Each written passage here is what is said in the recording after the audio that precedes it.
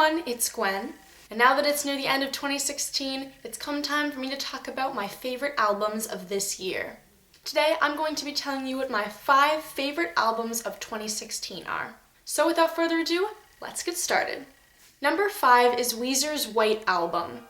This album came out April 1st, and as a lot of you guys know, I did a big reaction video to this album, which was my first album I had ever heard by Weezer.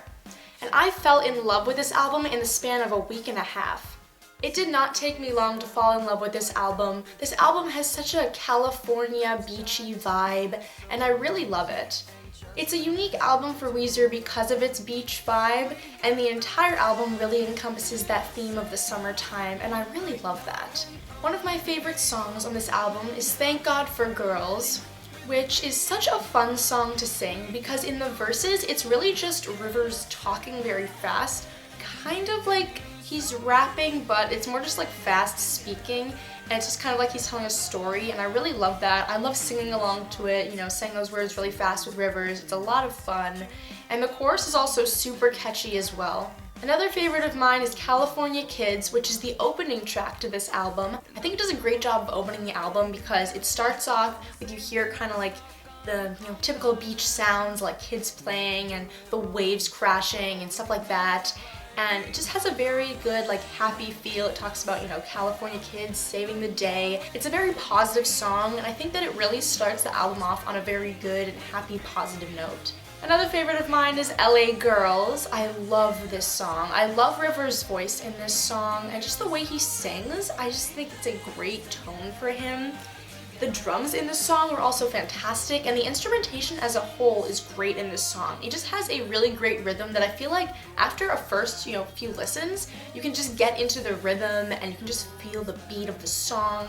And I like how it has a really good constant rhythm. There's not a ton going on in terms of it's not very confusing, and it's not kind of crazy. It has a very nice simple beat that I really enjoy. This is one of the songs on the album that feels very modern to me. You can hear both the old Weezer and the new Weezer on this album, and this is a song that definitely feels like it's new Weezer. It feels like it's more modern day, music, and kind of more of what you're hearing on the radio, and I really do enjoy it though. I like the way they did it. And my last favorite for this album is Jacked Up, and I just love the piano on this song, the constant piano. It's great. I just think it goes great throughout the song. Rivers sings so high in this song. His falsetto is beautiful, and I know that this might not have been that much of a fan favorite. Apparently a lot of people didn't like this song. It's definitely always been one of my favorites since I first heard it. I think it's a very unique track on this album that stands out to me, and it's one of the last tracks on the album, and I really enjoy it. Overall, this is a fantastic album, one that I really did fall in love with so quickly, and if it wasn't for this album, I wouldn't have gotten to Weezer, so I'm very thankful that this came out this year. My 4th favorite album of 2016 is Death of a Bachelor by Panic at the Disco. This came out on January 15th, and I remember that date vividly. I've been looking forward to that for so long. This is my favorite band, for those who didn't know, and I think it's a very solid release from Panic. It's probably still my least favorite album of theirs, but that definitely does not mean that I don't like it because it's clearly on this list, and I really did enjoy it. I think it's a great listen. I think it's definitely a solid album. My favorite songs on the album, well, my favorite song definitely on the album overall is Golden Days. I think that is a fantastic song. Definitely the best well-written song on the album in my opinion. I think you can really hear the old Panic in it as well, and I think that the verses, I love how Brendan has a very assertive, deep, I don't know exactly how to describe it, but it's a very confident voice during the verses, which are very fun to sing. And then during the bridge leading up to the chorus, he goes into this high falsetto that reminds me a lot of Pretty Odd when he's talking about golden days in the summertime, and I've always loved that since the first time I heard it. That's just a fantastic song. It really seems like an anthem of the album to me. Another one of my favorites is the title track, Death of a Bachelor. And because that one's just so unique, he really sounds like Frank Sinatra. That's, who he was idolizing, and I really love what he did with that song, and I think it, once again, is great lyrically. It's a very lyrically driven song, and it is a unique point on the album. The only other time we hear, a song similar to that is the ending track, Impossible Year, but I definitely love the title track. I think it's a great placement too, right kind of the middle of the album. So it's definitely a very big step for Panic and Brendan because, you know, he's always been a big Frank Sinatra fan, and now I think finally being able to write something that kind of, you know, similar to how his idol sounds, but doing it in a very great way. I think he really accomplished it, and I'm very proud of him for that, and for, you know, really writing all these songs by himself. That's another great accomplishment. Another one of my favorites on the album is Emperor's New Clothes. Since it came out, this has always been a big jam. I know a lot of people on the album like Don't Threaten Me with a Good Time and Victorious, and those are great songs, but I seem to be getting sick of them a lot, like if I listen to them too much. But Emperor's New Clothes, that one is pretty, you know, repetitive as well, but I don't get sick of that one. I think it has a very eerie sound to it, a very unique chorus, which I really, really enjoy. And I don't know, I just have always loved that song. I love Brendan's voice in it, you know. He's doing all these really cool things with his voice, and it's also just a great song, and it has a really eerie sound that I love. My last favorite for the album is Hallelujah, which was released a long time ago because it was the first song ever released for this album, and it's always been a favorite. You know, it's been out that long, and it's always been a favorite of mine. I just love this song. I love the build-up. You know, I love in the beginning when he says, "A moment you'll never remember and a night you'll never forget." I think that's a great, you know, way to start off the album. It just has a very fun beat, and I've just always loved this song. Overall, it's a solid album. You know, it did disappoint me a little bit because I had been looking forward to it for a while, but not as much as I feel like everybody else is saying it's disappointed them. I'm not super disappointed by it. I think for, you know, the first album that Brendan has really written by himself, I'm very proud of him. And, you know, they're my favorite band, and I've always loved everything that they've put out, and I really do still enjoy this album, and I think it's a very solid release from them. My third favorite album of 2016 is Blush by Moose Blood. This album came out on April 16th, but as you all know, I didn't start listening to it until October and November. I don't know why it took me so long to take the initiative to listen to this, but I'm so happy that I did. Moose Blood's older albums, I think, are actually a little bit better, but I'm still really proud of this release. I think it kind of has more of an emo sound to it, and it's a very unique album. It is not just like a standard pop punk album, which kind of dominated, you know, last year, I feel like, and that's why I kind of wasn't sure just hearing about Moose Blood. I was like, okay, am I really gonna like this? I feel like it's kind of just gonna be generic, but it really won me over because of how unique it is. You know, the lead singer Eddie's voice is so unique, and I love the way he sings in my favorite song on the album, which is Sway. He just has this raspy, raw voice that's very unique, and I'm just drawn in by his voice, and I love that. Some other favorites on the album are Honey and Knuckles, which were the two singles.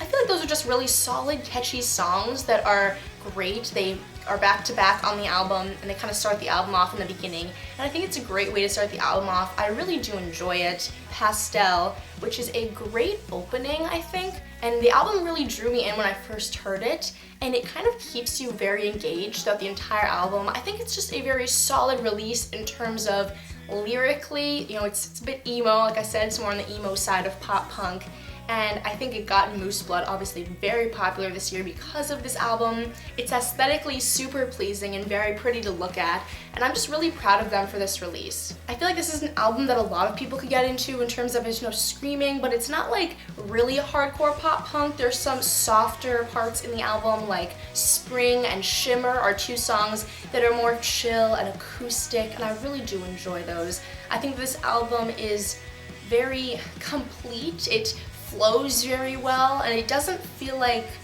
you know, it should have some more tracks. I think it's pretty perfect in terms of the length of the album, and it is just my jam. I love this album, and I think it's just fantastic. And my second favorite album that came out in 2016 is Distant Like You Asked by Lake Pacific. I could not be more proud of these guys. This is their first full-length album, and it really skyrocketed this year, and it got them so much more popular. You know, they went on their first ever headlining tour because of this album, and I could not be more proud of them. I was obsessed with their first release, their self-titled EP, for a while, but this album just blew that out of the water. In my mind, this album shows how much they've really matured, and their lyrics are really talking about something, you know. The theme of this album is, you know, kind of being distant, you know, in a relationship, and it is just very powerful. This album came out on February 19th, and I remember finding that out. And I was so excited because it was just a month before I was going to see them live, and I was so excited to listen to this album and know that some of the songs on this album I was going to be able to see live, and I'm so happy that I did. Some of my favorite songs on this album is Worthless Case. That's probably like one of my all-time favorite like Pacific songs. It's the first song that I fell in love with by these guys because I think it was a single that was released before the album came out. I think it was actually the only single. And it's just a fantastic song. I fell in love with it, and whenever I listen to this song, it takes me back to when I first found them. And it makes me so happy. It's a very solid song. Richmond is another song that I love on this album. It's a great opener, and the verses are super fun to sing. They're a little fast, and this is kind of the essence of the album because it really talks about the theme of the album. Some of the lyrics are, "I'm distant like you asked me to be." So it's a very emo song in terms of the lyrics, but it's a great song lyrically. That's the thing, a lot of these lyrics are super powerful in this album, and I really do enjoy that. My last favorite, Scarred, is a perfect example of that because the lyrics in this song are super deep. In the song, Jordan is really just letting all his feelings out. He sings with a ton of passion, and it's very deep lyrics. And I love his voice in this song. These guys are still one of those underrated bands that if you have not checked them out and you like pop punk, please listen to them. I know that they're going to go so far. I mean, in the past year, they've already done so amazing. And it's funny because I really have been following them since their first EP was just out. And, watching this come out and then watching throughout the year and seeing how much they've transformed and the things they've done. They went to Warped Tour, and that was really big. A lot of people discovered them from Warped Tour. And just seeing them just blossom as a band and obviously become a lot more mature with their music, looking at this album, I'm just so proud of these guys. This is still a very underrated album for this year. So once again, please listen to this album. Check out Like Pacific. They deserve a lot more love. And this is just a fantastic album that I'm so proud of. And my number one favorite album of 2016, pretty sure I already mentioned it in another video that this was gonna be my favorite, but I don't know if it'll be a shocker or not, but it is the 1975's new album, I Like It When You Sleep, for You Are So Beautiful Yet So Unaware of It. This album is fantastic. I almost have no words for how incredible this album is because it's that good. This album is so unique and honestly unlike anything I've ever heard before. This album really got me into the 1975. Prior to listening to this album, I had heard of them and I had heard of some of their other stuff, but this album just drew me in. This album came out on February 26th, but I didn't start really listening to this album until towards the end of the summer. And once again, I really don't know why it took me that long to listen to it, but it is just a masterpiece. And while I do have some favorite songs I'm going to tell you, honestly, I've fallen in love with every single song on this album. They are all so unique. They are all a work of art. This is really truly an album that I think there is not a bad song on it at all. There's never a song that I would skip, and they're all just, like I said, works of art, and you put them together and it makes this album a masterpiece. Some of my favorite songs though are Ugh, which is, I think, maybe possibly one of the fan favorites. It's one of the more upbeat songs on this album. It's a pretty short song. It's only like 1:30. It comes right after Love Me, which is the other really upbeat song on the album. It's a terrific song. It's just very fun and upbeat. It's pretty catchy, and I love the 80s vibe. They use a lot of synths and electronics, and it's super fun. Another one of my favorites, this is a big fan favorite, is Somebody Else. And you know what? It deserves to be because this song is amazing. Like, I cannot even explain how good this song is. And it's not just, the really powerful lyrics that Maddie is singing, but it's the instrumentation and the way they use these electronics and the build up to the chorus, and it just gets me every single time, this song. And it is amazing. It will hit you right in the feels, but it's also got that kind of like little undertone of a dancey beat, so it's like it hurts, but I also want to dance. And then they have that part where, Maddie starts singing about his heart, he starts singing about, he starts singing F it, get money, and it's just like a little bit of some dancey 80s in the background, but it's still like heartfelt. It's a fantastic song. Another one of my big favorites is If I Believe You, because this song is amazing. I talked about these songs before, but this song, wow. I mean, it's about Maddie questioning religion and just, God and life and, all these things. It's a very deep and emotional song. He asks God, if I'm supposed to believe in you, then why did you make me an atheist? And all these things. And it's just a very deep song. You can tell that it's, a true struggle of his.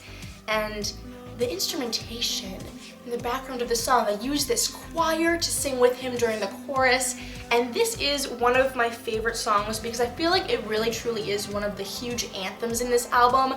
Like a big part of this album is this song in terms of where it's placed and how it's just kind of, there in the middle where this huge anthem I feel like should be.